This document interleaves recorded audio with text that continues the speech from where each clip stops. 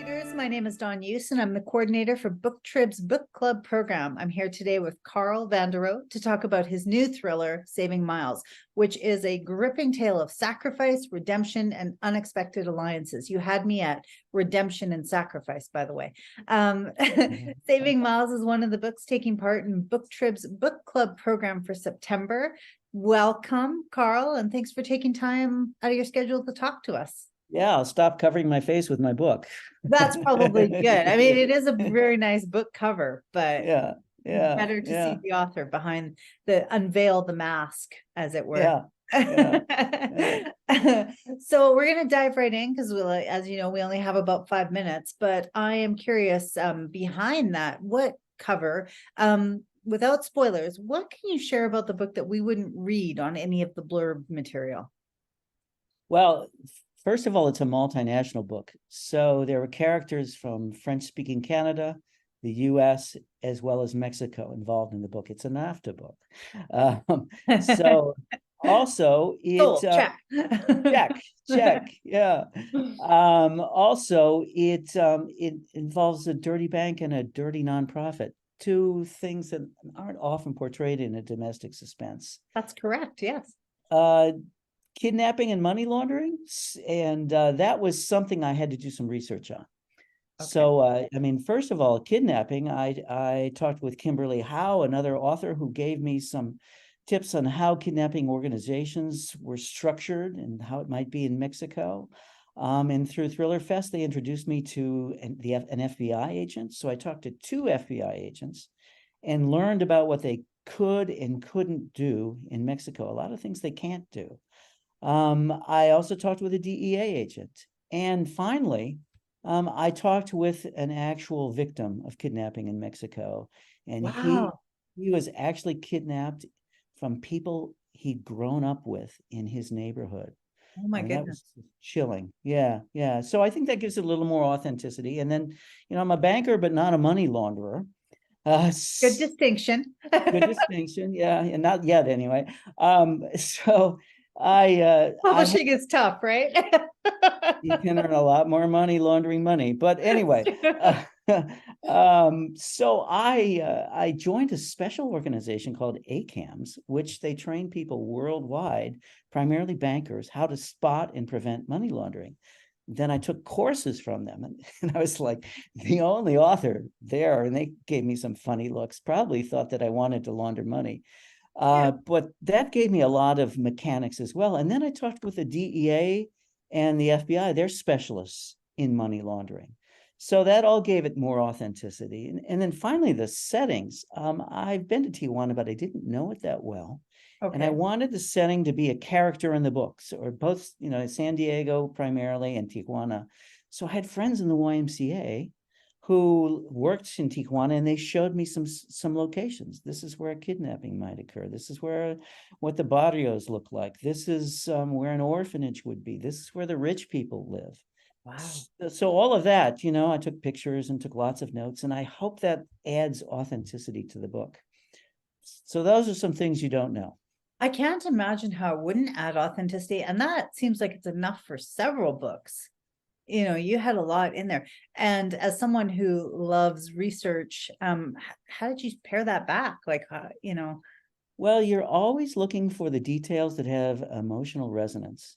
Right. And you don't want to slap on too many details. You want the ones that will affect the reader. So they're either framed in a voice, or just the description gives a kind of emotion behind them. Right. So, I mean, you're always cutting back details to what you hope are the essence. Yeah. Obviously, this sounds like, with the level of research you did, and of course it is a thriller, so it's going to be high octane, fast paced, but there's also some themes under there that I'm sensing. And so what would you say makes this book such a great book club selection? A classic thriller. What? Yeah. I mean, the thriller is the surface. It's the plot. The third rail is family. And my motto for my crime writing is behind every crime is a family, both for the perpetrators as well as the victims. So that's what I really concentrate under the surface. And in this book, there There's a mother, a father, and a teenager. The mother and the father have a very broken marriage. The teenager's been very difficult his whole life and always falls in love with the wrong girl. So those kinds of dynamics are going on in the book. And the only way they can escape with their lives is really to come together as a family, forgive each other, learn to cherish each other again. Right. And so underneath all of that, you find that there's heroism in all of them. Love that. Do you have discussion questions with it, or I do. At the end of the book, there are a number of questions about it. Yeah. Fantastic. That's smart. So Yeah. this is probably going to be the hardest question, because it's kind of like picking your favorite child. And I have a feeling our lists would be the same in terms of books we like. But what would you say is the best book, fiction or nonfiction, that you've read in the last year, and why? Well, it's not in the last year, but it's one of my favorite books. And it's Winter's Bone by Daniel Woodrell. Oh, And it's about, a teenage girl living in the Ozarks who has to find out where her criminal father is so she can stop the bail bondsman from taking the house. And that's the only place that she and her young brothers and her sick mother can live. So it's very much, it's a crime novel, but it's very much these family dynamics and how a teenager turns into a woman. I think it's really good. sounds Yeah. like it. I don't think I've read that. I need to add that. Oh, read it. A lot of people have seen the movie. The movie's very good as well, but the book, there's some amazing writing in there. And I'll just add, in the last year, I really liked Daisy Jones and the Six.